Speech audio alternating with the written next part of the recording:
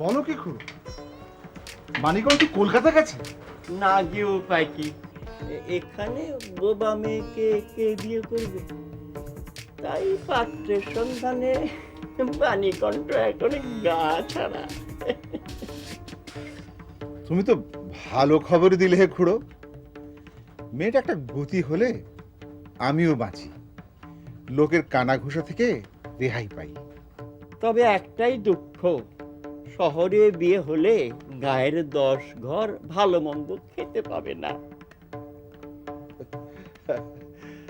কি আর করা, কপালে না থাকলে ঘি, ঠকঠকালে হবে কি? যাই হে, খবরটা আর সবাইকে দিতে হয়।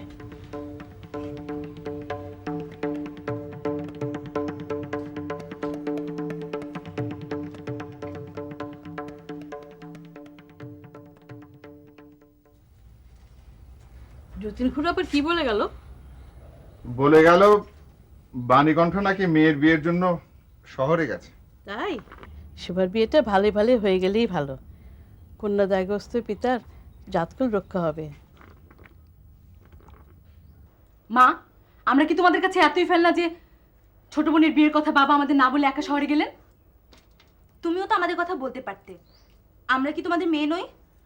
তোমরা তো বাবা ছোট বোনের জন্য কিছুই করনি। এখন বাপ একটা বিয়ের ব্যবস্থা করতে গেছেন, আর অমনি বোনের জন্য তোমাদের দরদ একবারে উতলে উঠলো।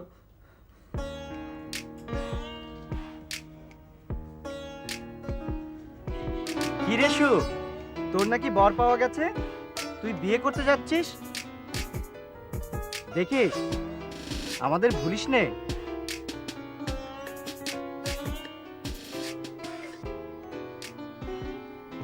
কি লিখছিস সু?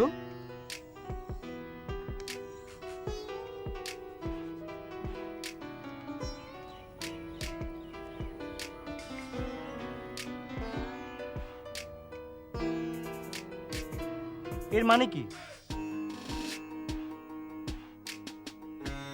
আমি তোমার কাছে কি দোষ করেছিলাম?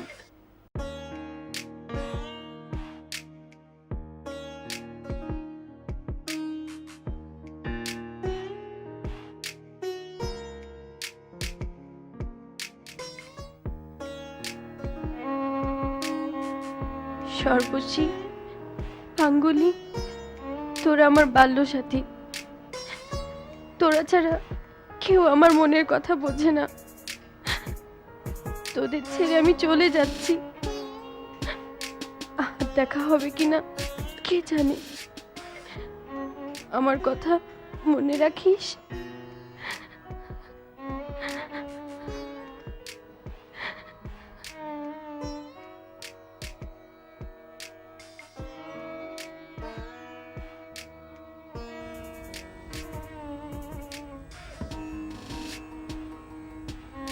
কিরে মা,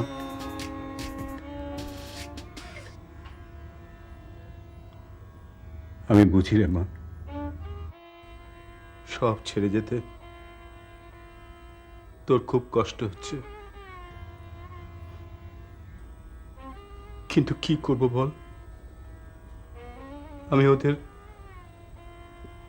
পাকা কথা দিয়ে এসেছি, তোকে না নিয়ে গেলে ওদের কাছে আমি ছোট হয়ে যাব মা। তুই তুই কিচ্ছু ভাবিস না, আমার সব কিছু দিয়ে আমি তোর বিয়ে দেব। তুই তুই সুখে থাকবি।